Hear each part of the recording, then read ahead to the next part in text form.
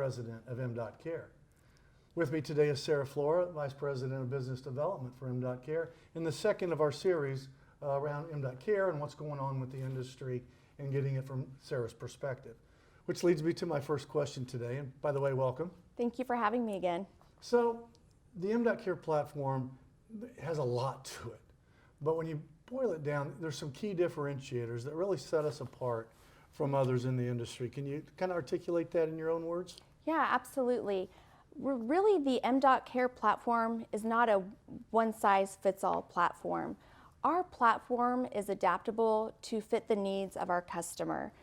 We have different monitoring plans, we are device agnostic, and we're really able to customize our platform to fit the needs of the health system that we're working with. Excellent. So one of the things that we hear often is ease of use, and we tout the device integration, we tout the voice recognition capabilities. So all of those are very, very important, but at the end of the day, it is about a patient-centric, client-focused platform.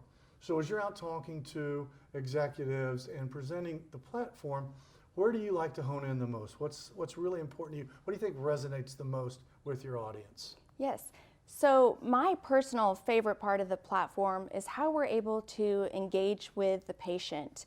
We are able to engage with them through education, through different ways to have them stay motivated, and we work with them to really create the platform and the plan so that the patient population that they are monitoring, we can really speak to that population to make sure that they stay engaged with the platform and that they use it.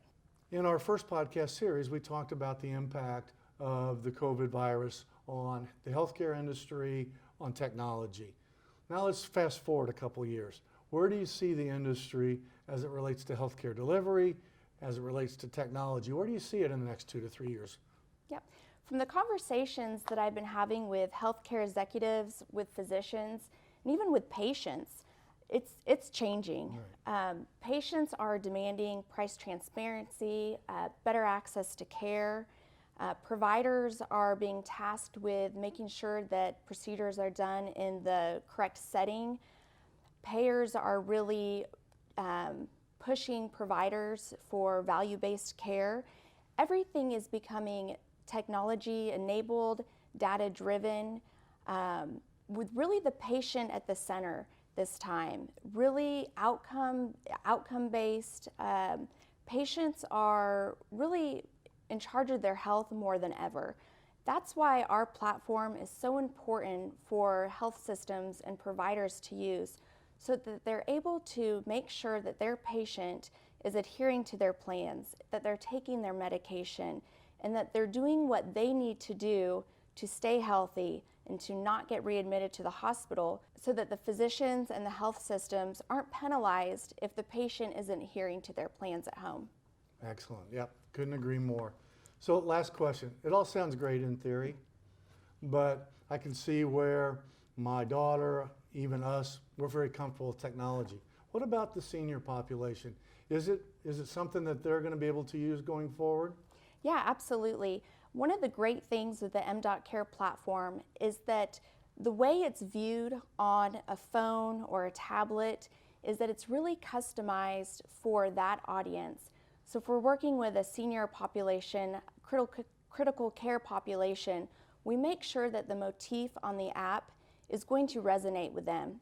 Just like if we're working with our pediatric patients, we're going to make sure that that speaks to the parents that are monitoring their child. Excellent. And in fact, the oldest patient to date's been 102. We have one project where the average age is 75 years old. So it absolutely does resonate with all demographics. Again, Sarah, thank you for joining us. It's been a pleasure. Welcome to the team. Thank you. And good luck selling out there. And that concludes today's podcast. If you have any questions, please feel free to email them to the email address on your screen, and we'll look forward to responding to them in a future podcast. Thanks.